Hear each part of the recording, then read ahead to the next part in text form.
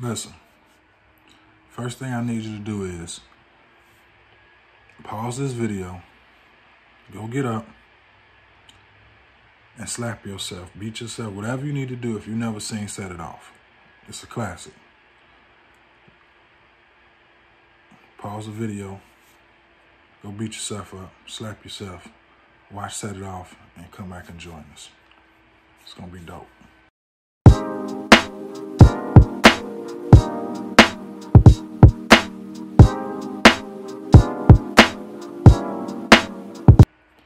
Set It Off, classic, dope classic. It's one of those movies you know how they say, hey, leave it alone. Don't try to make a remake or a part two. Just let it be. And Set It Off is one of those classics. It was, let's see, directed by F. Gary Gray. You know, director of Set It Off, Straight Outta Compton. So many dope projects. First Friday. You know, a lot of legendary work from F. Gary Gray. But Set It Off, man, has so many dope people in it. So many dope scenes, so many dope dialogue. It's so, man, yeah, Jada, Vivica, Kimberly Elise, Queen Latifah. You know what I mean? What's my man? R.I.P. to Thomas Jefferson Bird. He played Luther. Luther is one of my favorite characters in Set It Off. He funny. He real funny. But, you know, the movie was dope, man. And I used, you know, that Frankie clip when Frankie got killed because that's kind of like why everything started with Set It Off. I'm not going to give you too much of the story if you haven't seen it before. And for those who have, you know, you can follow me with it. But Set It Off was so nasty. It started off, okay, so Frankie, which was played by Vivica Fox, was a bank teller. And her bank got robbed. So the detectives kind of lined up and said she was affiliated with the bank tellers. The bank robber. So, you know, they fired her. She lost her job, whatever. And, you know, she was friends with Kimberly Elise, Jada, Queen Latifah. And they, you know, they came up with a plan to start robbing banks to make some money. Only way we're gonna see cash is we take a bank. You know, all of them have their own backstory. I'm not gonna get into that. I just want you to enjoy it, go watch it, check it out, and, you know, see how the story unfolds for yourself. And for those who've seen it already, man, go check it out again. You know how dope it is. But, you know, throughout the story, everybody had, you know, their own storyline. Jada had Blair Underwood was in the movie. He did a great job. You know, the movie is like, you know how I'd be like, oh, they could have had a different person play this role or been a supporting role of the man. No, this movie was cast. You couldn't pick nobody better for each role. Each role. I forget the lady name, the actress. She does a wonderful job. I think her name is Ella. She played on the show with Rock. You know, man, there's so many dope people in this movie, and what I wanted to get into is just how, you know, with storytelling, you know, it's all, you know, just like how we was in school, we wrote, it was a intro, the body, then the conclusion. And that's just pretty much how storytelling is. It's like 3 acts, you know what I mean? It's like the initial issue was going on and Set It Off with Frankie losing her job, then Jada experiencing her trauma, and then we find out what's going on with Kimberly and Queen Latifah, and then so forth. It just, you know, it paints the picture with the, you know, the director painted a picture with the camera. Different scenes they draw us into, you know, they let us, you know, see how close all 4 of the women were, you know what I'm saying? Like, they got a dope scene when they all sitting on the rooftop, you know, enjoying themselves. Everything, there was no scene that needed to be deleted, although I'm quite sure it was takes that, you know, director didn't include in the final cut, of course. But I mean, for everything that was laid out and displayed to us and given to us, the art was perfect. And then, what was so important about Set It Off is because it came out November 96. This was just right after we lost another icon, a legend, Tupac.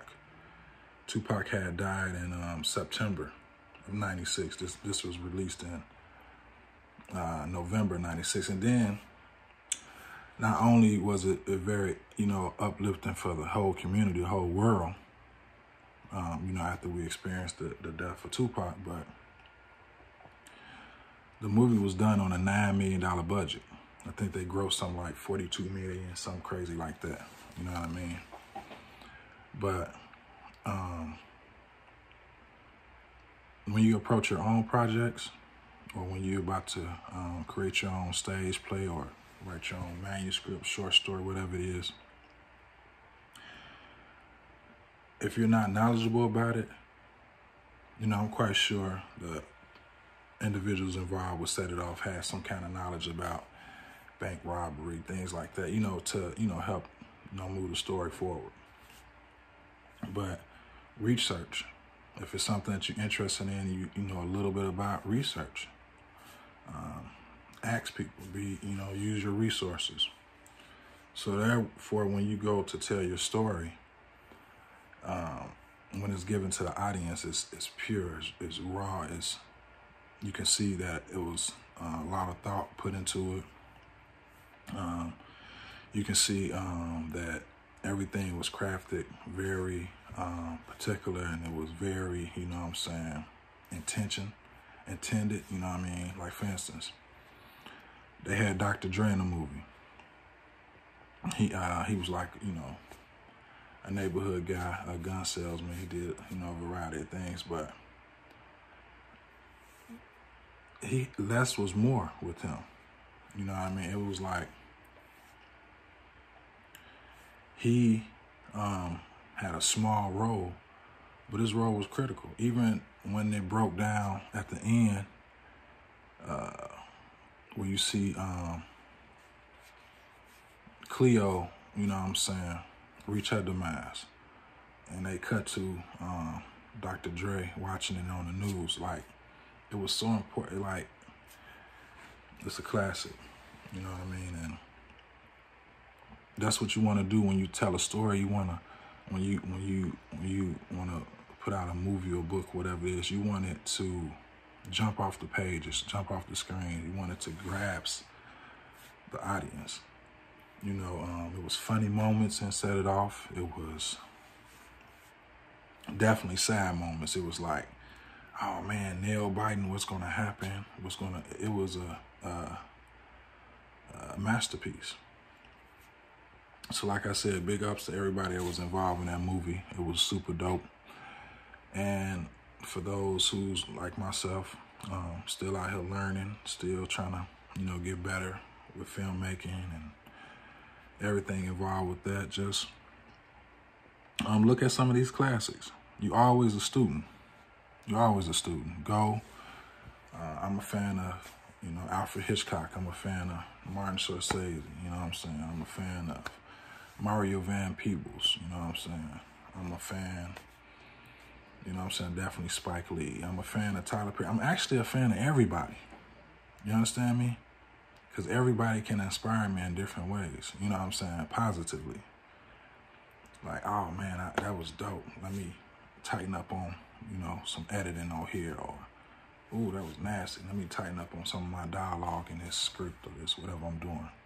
So, you know, like I always say in every video, stay focused, stay pushing forward, stay grounded.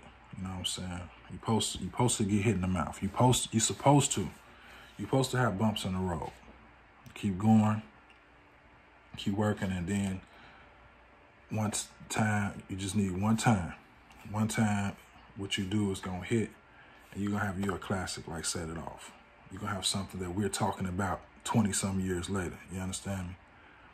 Because art is forever, you know. So that's why it's important that, you know, you have fun and you just leave it out there, you know, on the court, on the, you know, the set, the field, whatever it may be. You just, you know, make sure that you don't have no regrets at the end of the day.